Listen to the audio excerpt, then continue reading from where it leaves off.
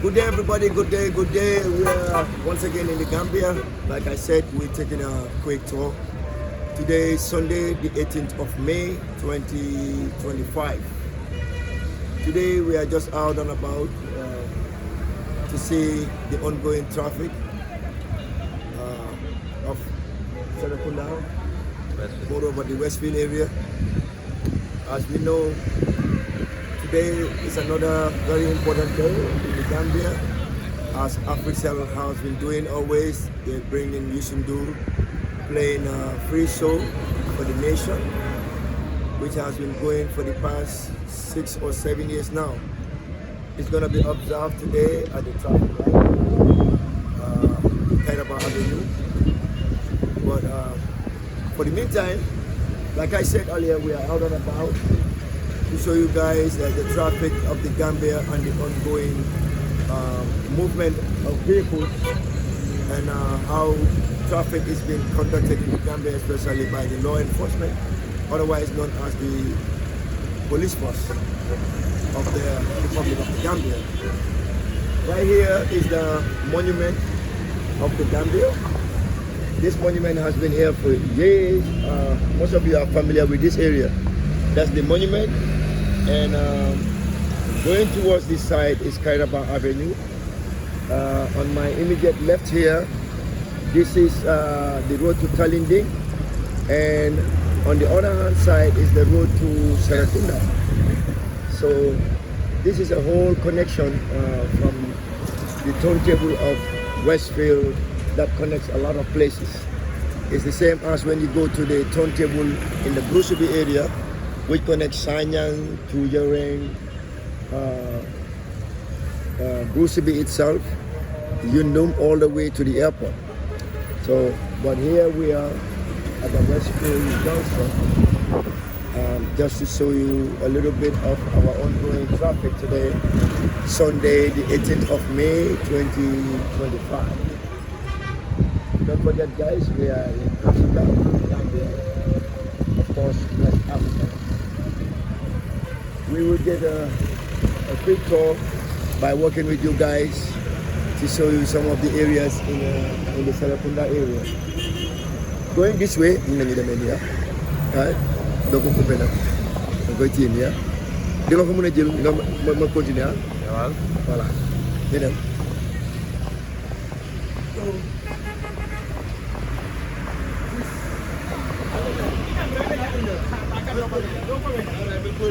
Alright. If you want to say something, you go to say. If you want to talk, you can talk to the video. That's my sister here. She works on the mobile unit. It's fine. Don't worry. Sergeant Khadija, we are taking a quick tour today, showing the people out there how the traffic of the Gambia is being handled by you guys. So what are some of the constraints that come to the campaign?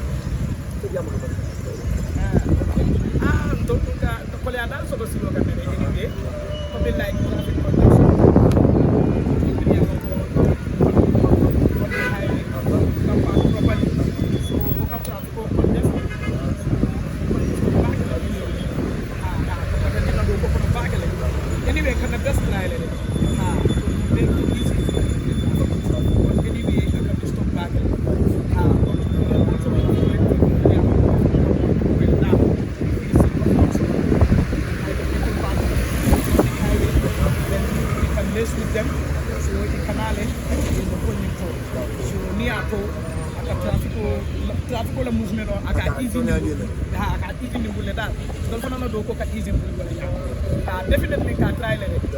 But motor many for capacity traffic back so can put from will be in Kawul ke Mari Minile, Kabun, it will Conole, Kanyin Karo, then Ninga Mari, Asina, but will be a name of what I wrote. It's a running motor million for a pants look and this topic was like a traffic contest back, even traffic will be freeing. What new motor pandas in correct, often obstruction on it, so it's not stop back and stop. apart from this, silo la phone odo aliye ujega silo. And then the lafale for this good like. Yeah, I see when you're Calafale because we often come from an athlete. Most I can get them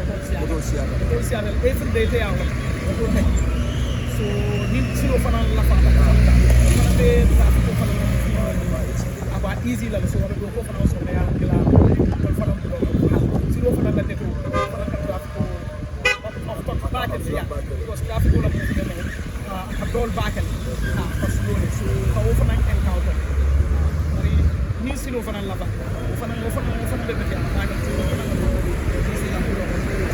Well, guys, as you rightly hear from my sister here, Kadi, mobile traffic, what she was elaborating was about the road congestion. She was saying that in our local language, which was Mandinka, that most of the time they have problems with cars that are parked on the street.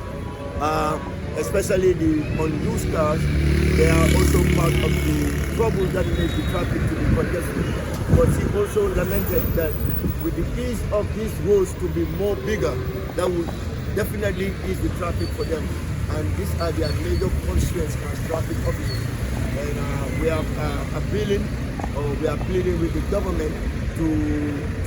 do a good solution to this, because when you look at Westfield, it's all congested. The OIC road now is better because it's more bigger than the one in Serekunda, because this is like another key road from Westfield here all the way to Yundum to Brikama. So can you come in from Numbadi or when you go? Siloni, we are here at a congestion. There might be a motor in the Lori Bukatama, or another silo block in you. And then for the silo of Nubalia, now government about Katakani, but near more market party. Silo in front of the one. No problem. This will be shared by control citizen for the That's my good sister. Okay. You want to sister Abaraka. Makasih nak. Kasih orang nego you. Para el oro na yan amde. Para el. Mustap ko wala mabay.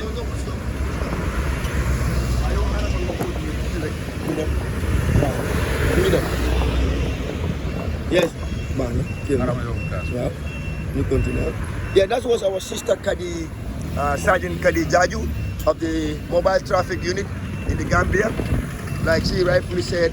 about the traffic congestion in the Gambia, especially this part of Serekunda. This is the Westfield area that connects all the way to Brikama. As you can rightfully see, she was saying that the congestion is mostly due to the non-movable vehicles, otherwise we call them the ferry cars, that are cars that are not moving again. In the local language, they always made a very big congestion here on this road. When you look at the road, to be honest with you, with the amount of cars that are coming to the Gambia now, it's a lot of cars. And we definitely need a better route whereby traffic will be easy for everybody. Things will be easy, and then there will be free movement of cars. Sometimes even you can see right there, vehicles are stopped in the middle of the road to pick up riders, which is very bad and it can cause accidents sometimes. So we are appealing, or we're begging the government to do a solution to this matter, because it's a problem right now. It's a big headache. Even though today is Sunday, but you can still see that it's a lot of cars out and about here.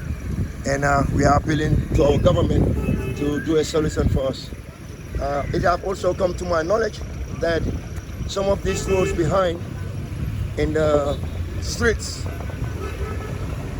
are under construction in order to ease the problem of the traffic. Badi wolo ngani say bele jang Gambia the Westfield area ma fonla e silo le kata fo Brikama, but ning police men diamota Sergeant Jaju Kadi Jaju ayatandi mol lako silo la deto jama bi je miya sam bole motol miya ko be pagini silo kan andu mantara tamaka o fanande o kede la ko ya ku bati as police officers ye jamale batandi especially to police olu because akatina le traffic ko kata nyama andum aya fo nyame ibe masa kunda danila the solution wolte yalo ko wole be traffic congestion ba tala la Gambia sato ko no jam especially nani area mimle Westfield di kata fo Brikama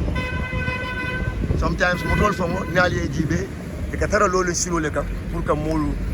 pour ka kilianol ta which has caused a lot of accidents lately. Alia jale ni moto dol bije wol ka bona fo Brikama ta ko to area dol bije kata Banjul ma pale nyame rek bi natale rek to tota ka traffic ko tanala even though dimasole wala na talato do mon thing but normally akatambi dinale wala normally akatambi dinale because sometimes traffic ko aka jam le fumul be buka tara la so do no bita dane alnal tiri male Mr. Cisse with the control citizen the Gambia sate wala ko no jam this part of Gambia wala Serekundati Kabo Westfield kata Brikama highway wala nyinti minalenga OIC fana silo tandala mi yalan ko wala ngani under construction ala de maroto sai wo bantale o banta tumala mina wayati na silo fanu ta sai fo congestion mo so me o fana solution ni kanja or maybe His Excellency Mr. Barrow aning ideal bina mi yalan ko fana meni traffic ko ka is mo yo demanding ala la de maroto aliaje nyamenten be hani sai jamu na ya shuje jamu Westfield area lati Westfield area ma fon jama ya jam ma fon long as Joko mil hakilo ba mala Joko this used to be Joko la building no le nyinti sai ya change yake into a bank if I'm not mistaken. Yeah, but as I was saying in the beginning, traffic wala ko bi kawale tandala ala bijo ka tambe ni nalena aning akamol fonang obstruct nyame when it comes to even private vehicles. Sometimes ni commercial vehicle ka silo be mutale for tambe bla fama buka so because ka lo silo le ka kilianol tombo e ka lo silo le ka mol chika e ka lo silo ka mol jindi anata ke kuti mi yalon ko ay mol patandi ba kele safaro la karola min kera transportation oti nali ajibe sometimes motol fon e ka lo manole kan pour ka kilianol chika yalo mo fana muku ko le mbaleti on both sides ka bonni sila dola wala ka bonam Banjul kata all the way Brikama side and then on my immediate left here motol mil ka al be tilindi min na wala ka bonam Brikama kana Banjul silola hani say nga fale nyame be taman wala kelale ka silol tandala ani traffic ko be nyame bi mu karo tili tang ani seleti me karo tang ani sey 2025 bale jane Serekunda Westfield area Valentine jang right now ka traffic ko tandala ka tana nyame na Gambia banko kanjang still we are doing our African tour again natale ani sign comme ka kali nyame wato wati ka video natale mi yalon ko wole bal sewondila video mi yalon ko wole bal yol landila video mi yalon ko al saji be ka fanna fala video mi yalon ko well Musa Karan noje ase banko dingol kuni ase Masakunda kuni ase diaspora kol fanang min yalon ko famata jang ise na sata waje because Gambia mum bela sata waje ni ko Gambia no mo be ka proud e ka fo ko fana mbota Gambia le ba mo fon soto da ma ke fon yati janne mo tol fana yati ka ti tere janne la ba mo kay comme no ko don ko he ci bati angale be sosé tay mom dañ ñewon rek di woné trafic bi li nga xamné moy yoni safar ci ñu dem ni dem ci moy yoni Serekunda bi joge ko Westfield dem be Brikama te ñoom doon waxtaan ak police bi foofu ngeen gis noonu mooy Sergeant Kadi Jaaju moom ne moo fi na fii mu ne trafic bi soo gisee mu ngi métti fii especially area bii lu ko waral mooy dafa am non movable cars moto yoo xam ne nekkuñ di move taxaw si kaw tali bi comme yu demee yi nii gis ngeen bii soo ko gisee sax di nga xam ne lii dawut waaw façon yii dañ nekk an obstruction to the highway ba tax na mu ne ñoom si seen jëmi boppa di nga xam ne mooy buntu police bi dañoo dem ba suñ soonee dañ dee impound car yi oo tow truck bi mooy ñëw mu yóbbu moto bi su ko defee borom am dina fay $2 junne ak juróomi téeméer balaa moo jot motoom bi ba tax na daf dee block suñ trafic bi loolu nekk na loo xam ne sonal na nguuri Gambia sonal na réew mi soo déggee nguur bi government bi nit yaa tax government is not one person soo déggee government nekkul benn président moo nekk government is the people bi ñoom ñoo tax ñu ne government so suñu waxee government rek we are talking about the people of the Gambia ne sonal nañ mu ne moom police yi si seen liggéey ñoom seen bopp sonal nañ trop ndég fii tey la sax mu nekk dimanche moo tax nga gis ne mu ngi xala oyof nii waaye wax na ma ne mu ne ma trafic bi daf dee ëppal yi fii daf dee congested trop mu ne ma dem na ba nga xam ne sax ñoom si seen gis-gis as police officers ñu ngi ñaan président bi di ko wax ne ñu find a way solution bi nga xam ne moom mooy solve lii di congestion bi nga xam ne moo dee am diggante Westfield bi dem ba Brikama ndax yoon bi dafa xat torop te moto yi dafa bëri yoon baa xat moto yu bëri ci dëkk bi loolu nekk na loo xam ne sonal na suñu dëkk bi torop lii nag moom Kadi Jaaju police bi moo doon wax ak moom mu ne ñu jëm nañ gëstu ñu seet ma ne ko ne tam gis naa ne commencé nañ yenn road works yu demee si gannaaw jokkoo bi di liggéey yeneen tali pour yokka yoon bi nga xam ne moo yooni safaar bi su ko defee trafic congestion bi mun a wàññeeku moo wax na ko ne mu ne nag oto yi paak si mbedd bi ñoom ñoo gën a indi jafe-jafe yi trafic congestion bi nga xam ne moo dee am fii diggante Westfield ba Brikama ba tax na amoon nañ ñu demee noonu from traffic light ba dem ba Sénégambia ba dem ba Yundum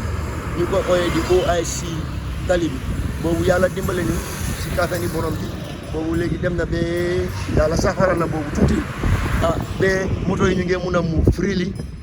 with no problem Kadi wax na li tamit ne ñu ngi ñaan government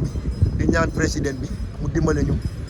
yoon bi nga xam ne mooy yoon yi Westfield bi dem ba Yundum ñu jéem koo saafara métti na torop su dee da nga ñëw fii time yi a busy day like the weekdays tey weekend la moo tax mu ngi xala seeda nii tuuti wax na dëgg torop ndax man mii suma boppa amee living witness su ma ñëwee fii léegi damay gis tali bi mu ngi busy xaaral ñu doxantu ba ci dem ba coopérative ma woon leen ne trafic bi dafa jaam boo xam ne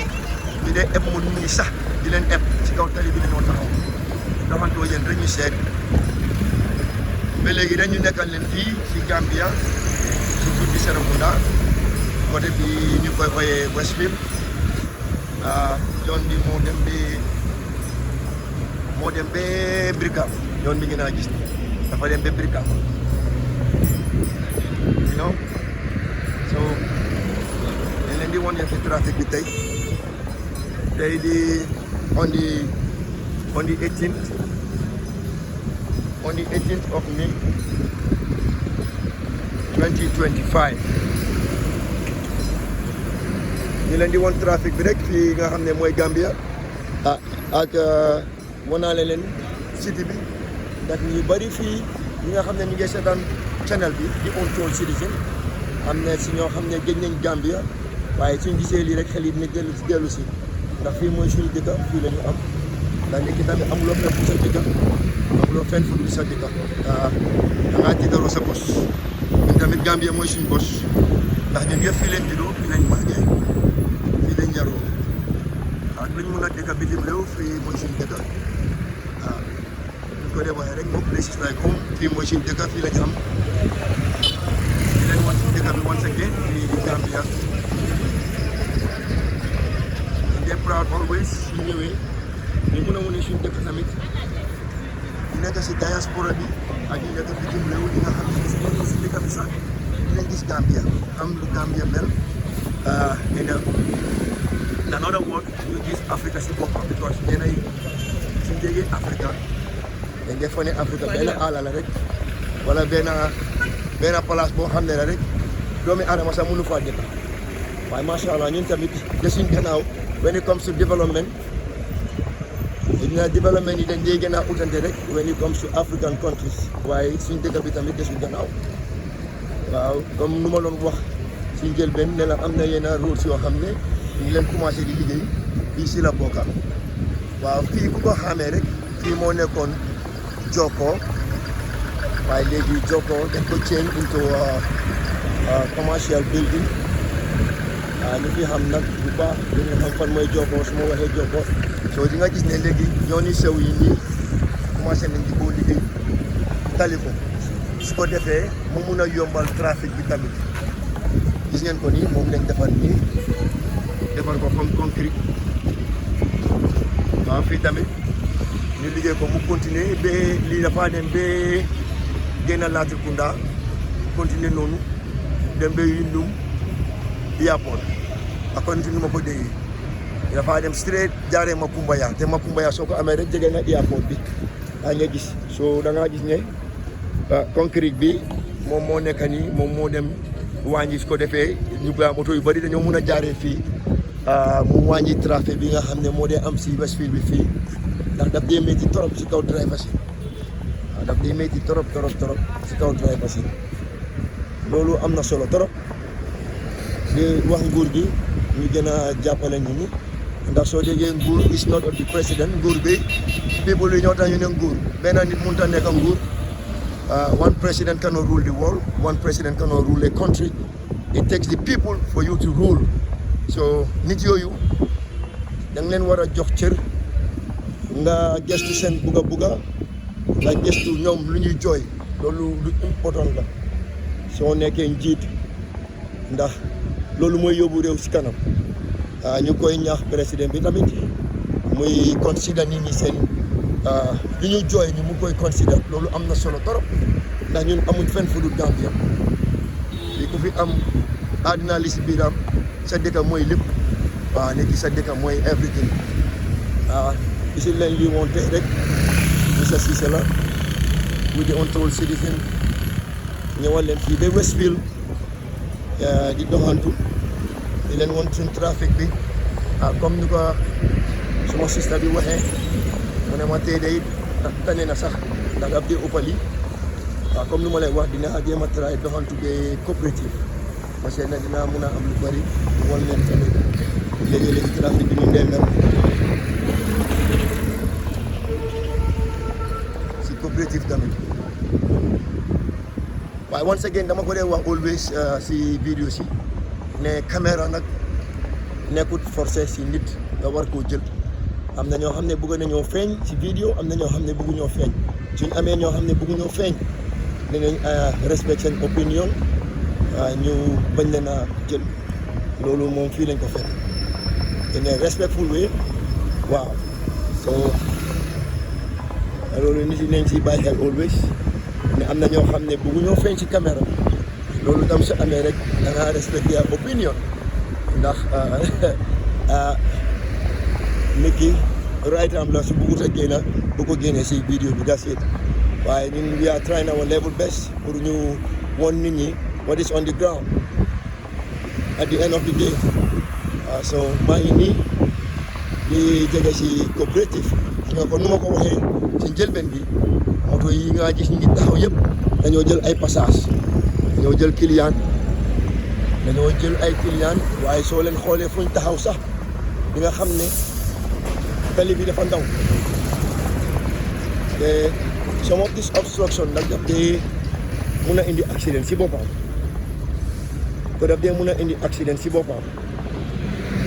waaye suñ dëkk gaa ngi nii guys once again this is the Gambia we are in Serekunda, the Westfield area. Just showing you guys the traffic today being the 18th of May 2025. ñu nekkal leen fii diggante Westfield di highway bi nga xam ne moo dee dem ba Brikama luñ doon gisi tey rek di leen woon trafic bi ñu dee demee fii ak congestion bu fi dee nekk mais daf dee atal nit ñi trop especially on the weekdays tey lu mu nekk dimanche moo tax mënuñoo gis trafic bu bari waaye normally daf dee gën a fees lii ndax daf dee dem ba nga gis ne fii ma taxaw nii nga xam ne mooy coopérative fii moto yi dañoo taxaw ba si kaw tali bi di ëpp ay client which I think in my own opinion is very very undone because daf dee nekk a very challenge boo xam ne daf dee tax nit yi sax duñ dee mun a moto yi sax duñ dee mun a dem mais daf dee jàppa trafic bi torop you know fii mooy coopérative ni ngeen ko gisee nii fii mooy coopérative you know so da ngaa gis ne moto yi dañ dee ñam ba si trafic bi nii dafa ñam ba si kaw tali bi te police bi tam wax na ne mu ne président bi war naa jàppale nit ñi ñu yokk tali bi passé wul tali ndaw yi nga gis nii yëpp ñu liggéey ko su ko defee su amee tali lii dina xala wàññeeku fii because dafa nit yi seen soxla la jërëjëf waay nee ngeen gën a yëg ko jërëjëf lii nit yi seen soxla la mu nga wax tuuti waaw dañ doon wax affaire tali bi soo bëggee wax rek free to talk lu ñu doon wax mooy trafic bi dafa conges boo xam ne daf dee dem da nga xam ne parking sax pour park daf dee nekk problème maanaam wax Sadio Ndiaye ma ne ma lu ko waral mooy tali bi dafa xat so yéen tamit soo bëggee wax yaa ngi free yu toog yaa free to talk si woon na nga tudd Papis soo bëggee wax waxal Papis man Mr Ceesay maa ngi jël vidéo di wane congestion bi nga xam ne moo am si tali bi fii yéen nga nekk chef de garage nekk fii si garage bi yéen naka la leen di sobee si yafi tali bi yaa free to say anything daf dee métti de waaw waaw tali bi mu yaatu ok dafa xadde so yow si sa xalaat si sa gis-gis yan tu la government bi war a jël pour ñu yaatal tali bi yow yan safar la government bi war a jël pour tali bi mu yaatu yan jumtuwaay loolu noonu mooy que liggéeyaat tali bi ñu yokk ko that's very good waxal gars yi sa tur ak sa sant Papis Ndiaye jërëjëf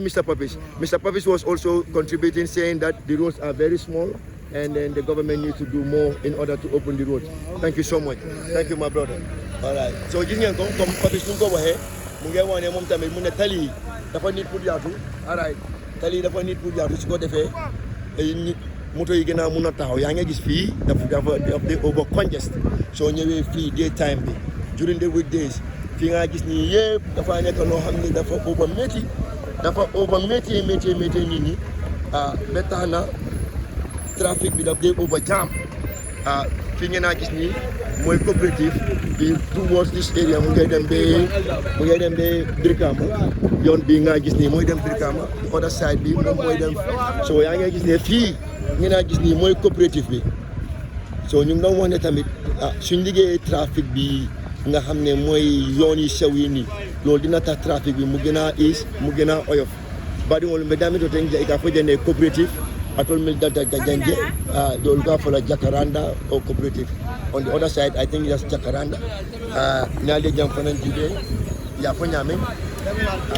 to gongol biya mo dolem chef de garage di patata le go ahead jaja akoy batata le because sometimes hani kam mutol sarse akake bul problem mod nalde woto jana fanan jibe o fana mu garage dole ti jajale is another car park, but it's all congested. So we don't look at the president of Bulu. Can you see the look at GB? The solution would be maybe I'm going to be traffic of an Isla Gambian call Bulu. Aliaja.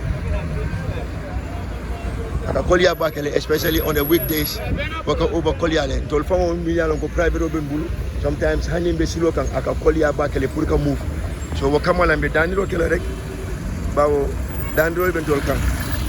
bari niya moy mo sakunda Gambia dingol be yatina ko mo sakunda and we are all part of that government. So Mbedandro Kela, President Obul, Kenyi Silo Yagibe, the solution Okala. So that's because the congress back ali again maintain fele cooperative jang. Yo ngani so dale num bi Gambia Sato kono jang memu Westfield cooperative area ti the traffic congestion otandala mi yalo ko wole mu molla hede goti right now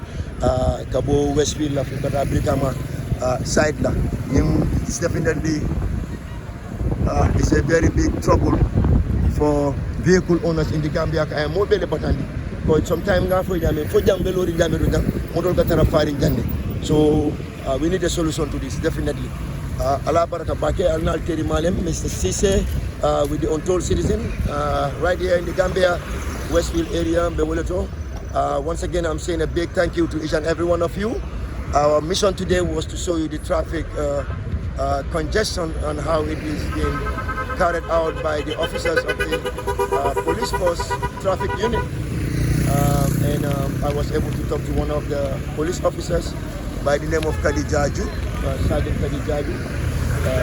who has mentioned a lot about the traffic and the cause of it. And